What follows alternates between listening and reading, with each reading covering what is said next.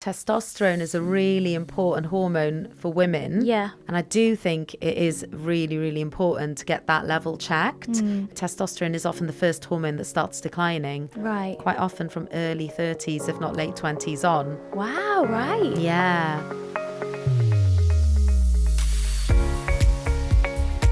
Hello and welcome to Women and Wellbeing with me, Natalie Anderson. In today's episode, we are talking the importance of hormonal balance in well-being and perimenopause and how to boost our sexual desire with hormone specialist, Dr. Sohère Roked. So sit back, relax, and get ready to join us in our conversation. I do believe, and I think the same around PMS, it's showing a mirror to you at certain areas of your life that are not okay. And when your hormones are better, you can put up with that. And, I think we as women are great at putting up with stuff and just having that resilience and just get on with it. Everyone's needs come before my own. And I think when your hormones lower a bit, it's a bit like going, this is an area of my life that I'm not happy with. Hello all, I hope you're all well. Today I am welcoming another lady back to our sofa, an experienced doctor with a focus centred on bioidentical hormone balancing and optimisation. She is helping women reclaim their lives and vitality in midlife. Hailed by Vogue as the hormone whisperer and Tatler as the best hormone doctor, her approach combines functional and holistic methods with a specialist interest in integrative medicine. Her brilliant podcast, It's Your Hormones, is currently enjoying a hugely successful second series. And so I'm thrilled to have her back with me today. She is the fabulous Dr. Sohère Roked. Hello. Hi, how are you? I'm very well, thank you. It is so lovely to see you again in person. Yeah, so nice. Now, if we just look at the early part of your career, obviously you've trained as a GP, you've also worked in private practice. Your speciality is in hormones and kind of hormonal balance. What led you down that path? What really led me down that path was looking at the patients I was seeing, and they're coming in with issues that I could not treat conventionally. Yeah. I was doing blood tests and I'm not seeing anything in those bloods, but the people I was seeing were still suffering. Yeah. And then I learned about hormonal balance and optimization of hormones. And I thought, aha, this is the missing piece of the puzzle. Yeah. And at that point, I'd done A&E, I'd done obs and gynae, it was a GP, I worked in psychiatry for 3 years, but really nothing else was really working for these people I was seeing. And then once I saw the impact it had on people's health and well-being, I'm like, how can I do anything else? Well, to be honest, because it's so overlooked, isn't it? I mean, we don't realise just how important our hormones are to our whole body health, really, when you consider even the gut and the gut-brain axis and how that interacts with each other. It's so many fine things working together like a little machine. And if something is out of whack, we really feel it, don't we? Yeah, for sure. And 12 years ago, no one was even really prescribing HRT. Yeah. So things have changed massively, which is fantastic. When I was first seeing women who were still having their periods but wanting some hormonal support, at that point GPs were saying, we can't help you until your periods fully stop. Yeah. So much has moved on, which is amazing. And it's been great to be at the forefront of it as well. Definitely. And you are at the forefront of it, like I said, people are coming to you. Vogue has hailed you the hormone whisperer, and we are looking to you for that help. And I think when we first spoke, you were the first person that spoke to me about bioidentical hormones and what they actually were. But just to go back over that, what is the difference? Yeah, so I tend to work with bioidentical hormones and body identical hormones. So what they are is hormones that have the same chemical structure as what your own body makes or was making before if you've stopped having periods. And because of that, your body can metabolize them better. So there's thought to be less risks, less side effects.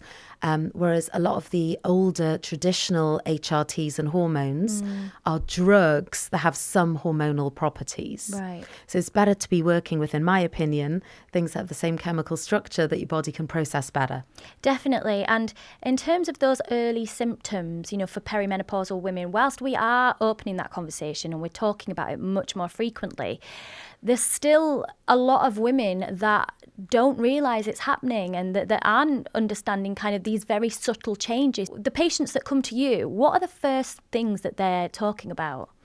Yes, I think there's two things. I think we've definitely opened up the conversation around perimenopause a lot more. Yeah. My Instagram is full of posts about perimenopause. not my personal one, the ones Yeah. that I see. And I think that's great that we're talking about things more. But the women who I see, they still don't know what to do about it. Yeah. So what I would say is that perimenopause, it can happen anywhere from, say, your mid to late 30s into your 40s, maybe early 50s.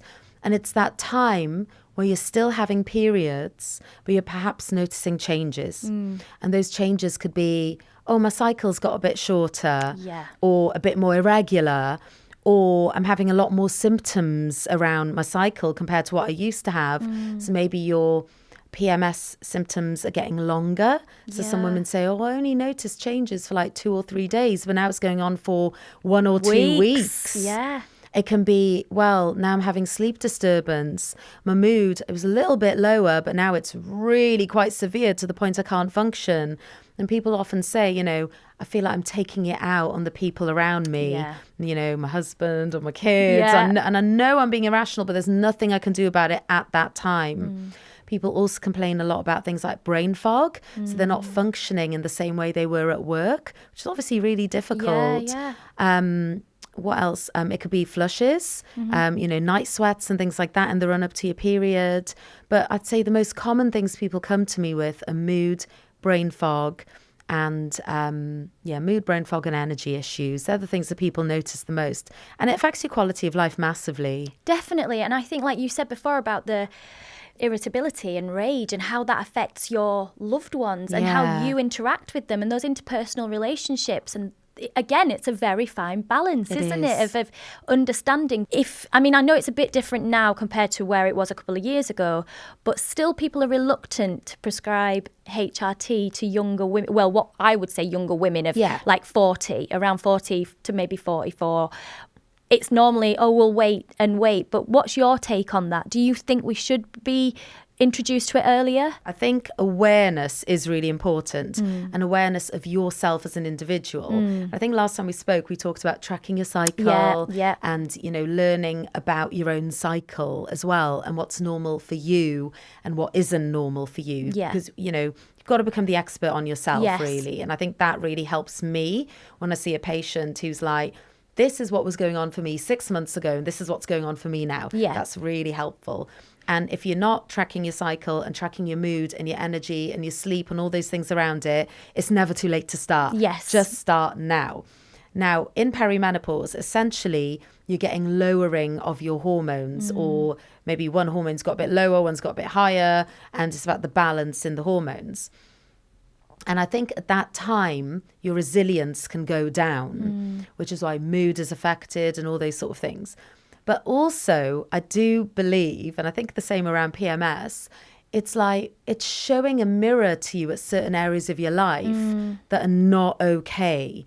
And when your hormones are better, you can put up with that. And, you know, I think we as women are great at putting up with stuff and just having that resilience and like, just get on with it. Everyone's needs come before my own. And I think when your hormones lower a bit, it's a bit like going, this is an area of my life that I'm not happy with. So I think it's also about saying, okay, let's look at the bigger picture as well. Maybe your job hasn't been okay for a really long time. Sometimes I have to say, maybe your relationship hasn't been okay for a really long time. And I'm not saying just leave. That's not what I'm saying at all. Not at all. But I'm saying, okay, you got to think about what can I work on in this area as well. And the hormones, like, instead of sort of vilifying your hormones, because your body is only ever trying to help you and support you in whatever way it can. So it's like, well, okay, where do I need to build more emotional resilience? What other changes do I need to make? Where can I take more time for myself? And often I see with patients, you know, it's like, just fix my hormones, fix my hormones. And I'm not saying I'm not going to give you hormonal support. If that's what you need, I will. But it's like looking at that mirror going, okay, where can I make other changes that are needed to be made at the moment? And, you know, sometimes I'm like, you know, you need to go out with your friends once a week, you know, and let off that steam. So it's not building up like a pressure cooker. So when you're premenstrual, it's just like exploding out. And it really is about looking at every area of your life, which can feel a bit overwhelming, especially when you're not feeling well hormonally.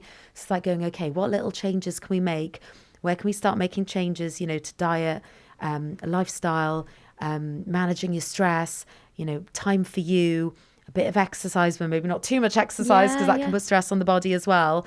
And So it's not always a case of like, oh, come and see me, I'll give you a prescription, everything's going to be fixed in a few months. It could be the case, and that's great. But if there's other things going on in the background, I'm like, this is a journey we're going on together. And, you know, I can support you in that journey, but, you know, let's really like hone in on what else is going on with your life. So I think maybe that's what I do differently to other people, maybe. Yeah, because I think, as you were saying then, you know, it isn't just take this. And I think a lot of people do look to HRT as going, oh, it's the magic thing. It's the magic pill. Bullet, the magic bullet. And, you know, it's going to fix me. But it doesn't necessarily work for everybody, and not everybody can take it anyway. So what your approach to it, being more integrative and looking at more holistic methods, I think probably is the thing, like you say, which is why people come to you, because it's an overall look at the body. Because as we said before, you know, digestion and stress and all of these things, not just reproductive kind of hormones or the sex hormones, it's all these other things as well that are at play. So what things kind of, you know, would you look at? Obviously, we'd be talking about diet and sleep and rest. What are those things, like the pillars that you would look to prescribe to somebody? Yes, I like to look at exercise, stress management, diet, sleep hygiene, you know, digestive health. I think all those things have an impact. And generally, if I see someone who put on some sort of hormones and then they're like, oh, I don't think it's working, so check levels. I do think checking levels for me is important for the people I see. Oh, the levels look all right, but you don't feel okay. So then I normally think, well, is it gut or is it stress management? And I think, you know, around the perimenopause time, I think especially a lot of like traumas can come up as well. Things that we've been suppressing and suppressing. Like I said, you know, I've been guilty of it as well, you know, of just being like, let's just go. And then something happens. You've got a sick parent, a relationship breaks down, something like that can go on in your life. And you've got to address areas of your life that perhaps you weren't looking at before. And I'm a huge believer in that, you know, so sometimes I say to people, are you seeing a therapist? You know, sometimes that can be really important for people to do. And, you know, I'm a breathwork facilitator, and I think, you know, doing breathwork can be really, really helpful as well, helping to manage your stress.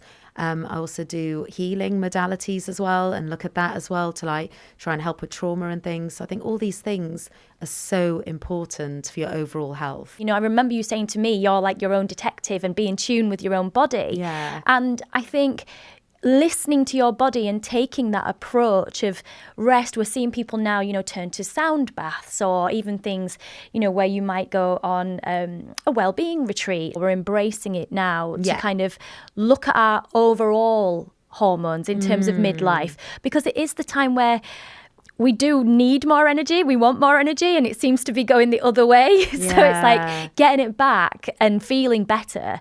And that brings me kind of onto libido, because I know that's a huge complaint for many women as they start to go through perimenopause, and also a complaint in terms of relationships. When women start to experience that, what can they do to help themselves? So, it's a tricky one because, you know, testosterone is a really important hormone for women. Yeah. And not all doctors do prescribe testosterone for women. Right. And I do think it is really, really important to get that level checked and to see what's going on there, or to speak to a doctor who understands it. However, I do also see a lot of women who are complaining of low libido. I check their testosterone levels and they're normal. Right. And it sort of feels like almost a disappointment. Like, oh no, I thought I'd be able to get some testosterone and that would fix the issue. But there's so many different factors to your libido. It's not purely just a hormonal thing. Because like, if you're really stressed, if you're in a relationship that's maybe not going as well as it used to be going, if you're tired because you've got young children, if you've got a really busy job, you might not be feeling like that in the evenings, you know, because there's so many other things going on. If you're not sleeping well, it could be the last thing you feel like doing. It's also vaginal dryness, the embarrassing thing that nobody likes to talk about.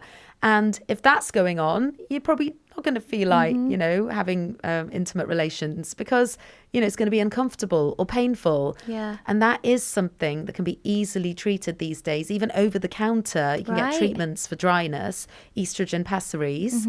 If you talk to the pharmacist, that's something you can sometimes get over the counter.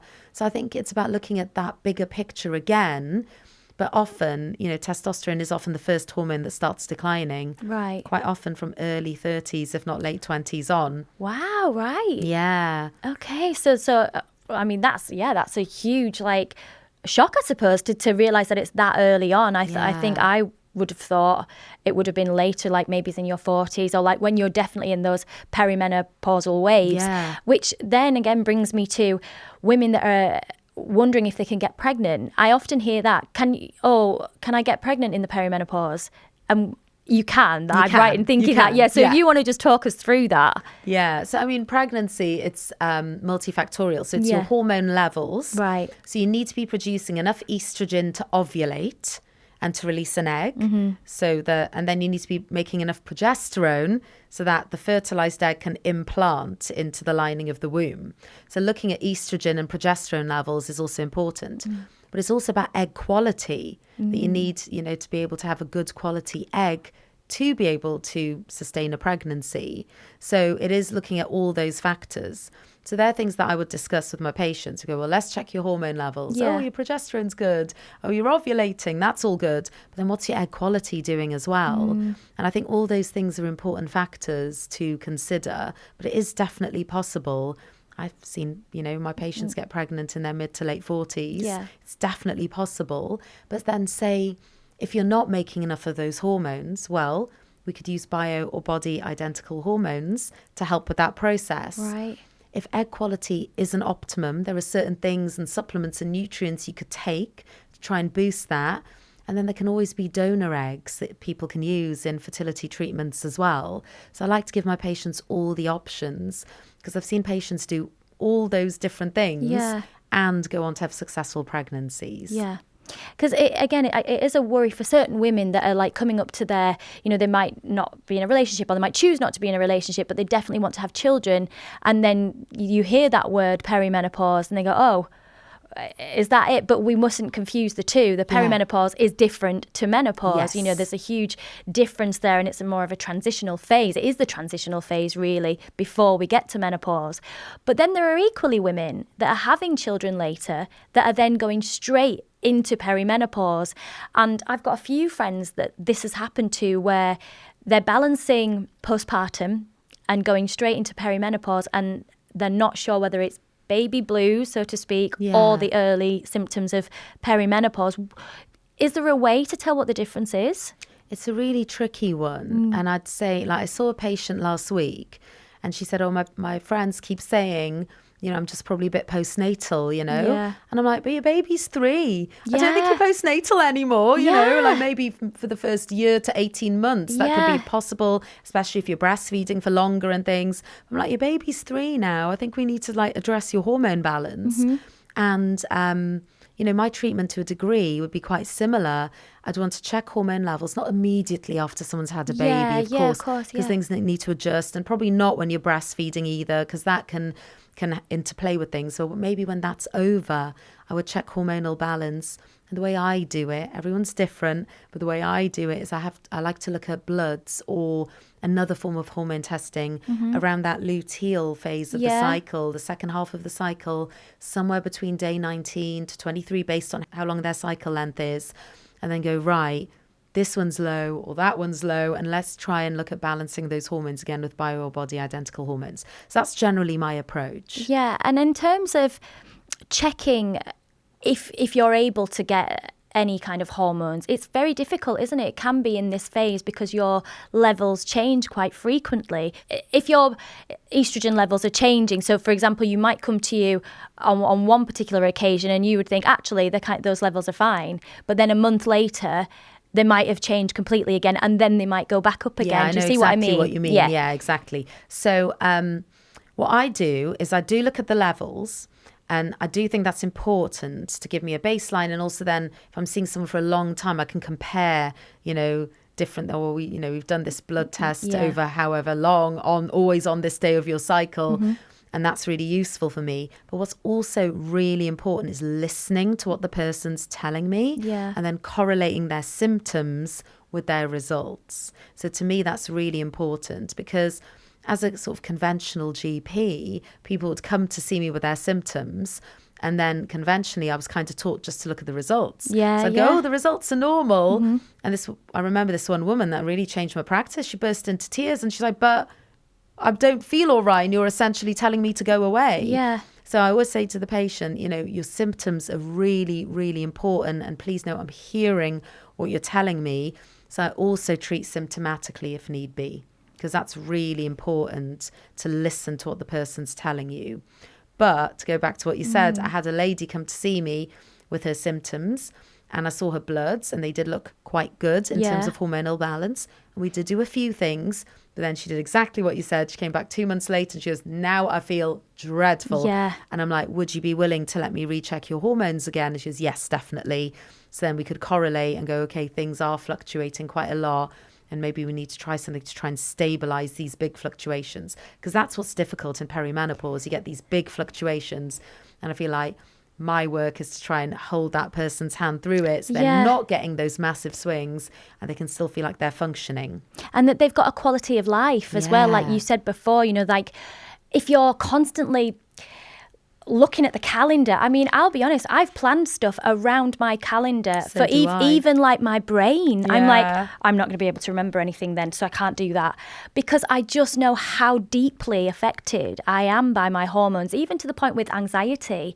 I know when my anxiety starts to really ramp up, I'm like, I should probably have something checked, because I can just tell. Yeah. And you've said it before, being really in tune with your body, and your body best of how you can make it work, or what it needs. So how do you kind of approach things when people are feeling tired even, or, low mood or anxious? So the first thing I'd say is that, you and I feel like we're quite in tune with our cycles. I wasn't in tune with my cycle at all before I started doing this work. And then I'm like, oh, I need to look at all these things I didn't even realize. And that's, as a medical doctor, I had no idea how important hormones were for mood, energy, sleep. I look back on like different phases of my life. I'm like, oh, that's why I didn't go to that social occasion. Yeah. That's why I had to cancel that thing. I was so disconnected. So I'm just saying, like, if people are listening to this at home or watching this and they feel disconnected, please don't judge yourself. Yeah. Because this is my work, so I'm quite connected to it. But there's other things in my life that I've been quite disconnected from with my body that I've got more in tune with over time. So like I said, it's never too late to start. Just start and start building a picture of what's going on. So I think that's really, really important. And I think if you can start tracking your mood, your sleep and things, because, sometimes people say, oh, I think it's my hormones when they come to see me. And then we start going through, the data and tracking things and go, oh, but feel like this all month long, so maybe it isn't purely hormonal. There could be a hormonal element, but maybe there's something else going on. Maybe it's your thyroid, maybe you're anemic, maybe you've got low B vitamins, maybe your vitamin D's deficient. There can be other things going on. So like I was saying earlier, your symptoms are always your symptoms, but maybe there's something else going on that we need to look at. And I think, like, in this age of information, like, it's great that there's so much information out there, but also, everyone's an expert, and you see a video on TikTok or Instagram and you're like, oh my God, it must be this. And then you can get really like hyper fixated that it's this one thing. And then I have to gently break the news that it isn't this thing, but it will be something else that we need to look at. And I think never disregard how much stress kind of an impact on what's going on. And we all wear stress like a badge of honor, and like, oh, I do so much, I stay up late and I get up early and I'm doing all the things, and I've been really guilty of it as well too in the past. So again, there's no judgment there.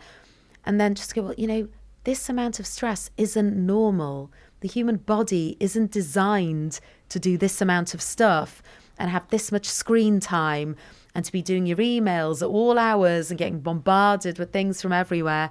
This is not normal. So I do think sometimes it's about going back to basics. Yeah. And I think, especially in summer, I'm really enjoying getting some morning light. Yes. First thing in the morning. And, getting out and trying to have a little walk maybe in the morning before I have my cup of coffee even. Because I do have a cup of coffee, but I'm like, let me see if I can not have my cup of coffee for 2 hours in the morning. It does feel easier in the summer. It does feel easier. And like I said, trying to get a bit of exercise, a bit of light. a bit of like meditation or some little bit of breath work in the morning, and trying to carve out some of that calmness before the busyness of the day starts. I'm also getting a lot better at saying no. Yeah, the power of no is just so much. Like, no is a complete sentence. It's so empowering, you know. At the beginning, it feels awful and scary. And you're like, was everyone going to hate me because I didn't want to do that thing? And then it just becomes empowering. And I think like, I mean, like my mum's not very well at the moment. Right. And I only say that because sometimes when you have a big crisis in your life, it makes you reevaluate what's really important.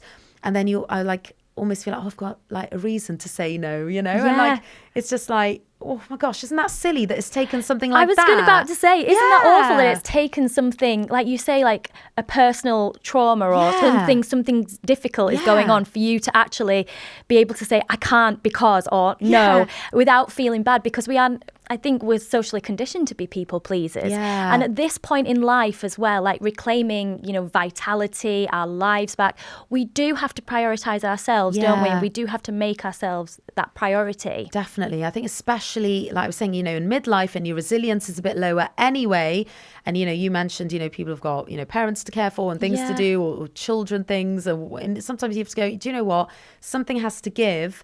And like, I've seen enough of my patients to know that something isn't going to be me. Yeah. So I'm like, okay, where can I put a few boundaries in, you know, a kind and compassionate way, and just go, actually, I'm going to have to say no to that. And like, even I met some friends on the weekend and I'm like, I'm not meeting anyone before 1:30 because I need time to myself to just like be me and do my thing and rest and nurture myself.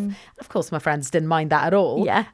But like, even that felt like quite a big thing for me to say, because I'm like, guilty of being a bit of a people pleaser. Well, it's so hard though not to be, isn't it, without having that guilt feeling. And we did a post just recently on the capsule which was a bit like, what if everybody hates me? And honestly, the amount of people that responded to that, it was hilarious, really, when everybody started talking amongst themselves about, oh, that's definitely me and that's definitely me. Yeah. And I do think at this time in our lives, that can be so exacerbated because, as you said, I've heard this quite a lot of people going, well, women have always had like perimenopause and menopause and they've got through it. But as you rightly said, our circumstances are different, though. We are living in a very different age. Very much so. To what anyone else have, aren't we? Very much so. And like you said earlier, like so many women have young kids in perimenopause. And you've got to like juggle like, you know, school runs and looking after your sometimes quite young kids, you know, in your 40s, and busy jobs, and then just expectation, I think, is so much higher than it used to be, you know? And going, you know, when you think about overall well-being, prioritizing yourself, we must make that message really clear that it's not it. I know we've said it before, but it really isn't selfish. No, it isn't. And you have to do that for you to feel well in this chapter. Yeah. To have the energy to do what you want to do. So, you know, HRT, hormones, that it isn't always the silver bullet if you don't look at all the other areas that you've already mentioned. Yeah. Before we do have to finish up though, I just want to ask you personally as well, like, what's your, I would say, a product or practice that you would swear by, that you would go, this is my thing and it really works for me and I want to share it with everyone else? So, I mean, from my sort of medical side, I don't methylate very well, which is a process of conjugating B vitamins so your body can absorb them. Right. And then that has a massive impact on your hormonal health, how you deal with stress. It's why I've probably had chronic low vitamin D until I started doing this sort of work and realizing that was a thing for me. So for me, taking these methylated B vitamins has really helped me manage my stress, my energy, my well-being. And then on that note, I also do take quite a lot of adaptogenic support to also help my adrenal glands. Right. Yeah, things like ashwagandha and, you know, ginseng and rhodiola and things like that. So that's, I'd say, from a more sort of, for me, that's been a game changer when I figured that was something going on with my health, because I always just thought, why am I always so stressed out? Why am I always so tired? Oh, why do I always feel like I'm like on this constant treadmill? And I'm like, oh, it's not my fault. It's genetic, you know? And that was like really game changing for me. I would say personally, having like a solid community around me has been absolutely game changing, and having people in my life where I can be really vulnerable and share what's going on with my life, like with no filter, because it's quite hard, isn't it? It is and hard. I think even if you just got 1 or 2 friends you can have no filter with and just like say what's going on in your life, and you know they've got your back and you've got theirs, that's been an absolute game changer for me as well. And then I think putting in a few boundaries, which has been, I've said, you know, it's been really scary for me to put in boundaries. And you might go, she doesn't seem like someone who'd be scared to put in boundaries, but I am, you know, because I think I'm a people pleaser. And I think just like going, do you know what? Like you said, you can't pour from an empty cup. And I know I've got like important work to do and things like that, but I'm like, it's really important that I also look after myself. And being in midlife, that really was like a huge reflection for me to go, right, I've got to start putting things into place so I can carry on to do the work that I want to do and enjoy my life in the way I want to enjoy it as well. That is such a brilliant piece of advice for us to kind of round up on and finish off with. And I think it's so interesting how, whilst you do have this, you know, medical approach, I think so much of the conversation, which is very clear, is how much we really mustn't take for granted what our overall well-being, things like sleep and rest and exercise and diet. We must really pay attention to all of these factors and to put those boundaries up as well, to make sure that our hormones are balanced. It's not just a medical thing, it's a much more holistic thing. Yeah, and the other thing I'm just going to say, I see so many women coming in, and I think because midlife is hard to cope with, alcohol consumption goes up. Yeah. And then that has a really hugely negative impact on a lot of areas of your health, especially your hormonal health. So I always do mindfully bring that up. So we need to bring in like mindful alcohol consumption. Yeah. If you can cut it out entirely for a while, that could be great. But if not, we really need to cut back. And I think there's so many factors that we could be in control of. And again, I try to be quite a non-judgmental space for my patients. So I do understand why it's happening, but I'm like, well, what else do we need to change? Because this is a crutch. So I do look at it from that sort of perspective as well, like what's going on in diet, what's going on with alcohol. But yeah, I think, you know, alcohol consumption does have a hugely negative impact on the way you deal with your stress and your hormones. Definitely. And I know I approached mindful drinking a couple of years back, probably longer than that now, when we started working with Harrogate Springwater. And that's had a huge effect on my quality of life. I've been doing dry January every year now, and it's really helped me. So if anybody is struggling with that, do go and have a look at some of the apps, the sobriety apps, and you don't have to give up altogether, but they just might be helpful for you managing your overall well-being and your hormones. It has been an absolute pleasure to have you back with me today. So thank you so much. Oh, thank you so much for having me. Well, sadly, we have run out of time for today. If you'd like even more help from Sohère, you can follow her on Instagram, where you'll be sure to get the best advice. You can find her at @DrSohère_hormones and health. Her brilliant podcast, It's Your Hormones, is available wherever you get your podcasts. For women's health and lifestyle, you can visit us at our website, www.thecapsule.co.uk. You can also catch up with our previous podcast episodes by visiting the podcast page and subscribing to any of our podcast channels and YouTube. Please feel free to leave your rates and reviews as we move through this series. It would be wonderful to hear from you. I've had some lovely messages already. You can also drop us a message at our Instagram, @officialcapsule, if you'd like to put any questions to our future guests or leave a message about any of our current episodes. I will be back next week with another very special guest, but today all that's left for us to say is goodbye. So it's goodbye from Sohère. Bye. And goodbye from me.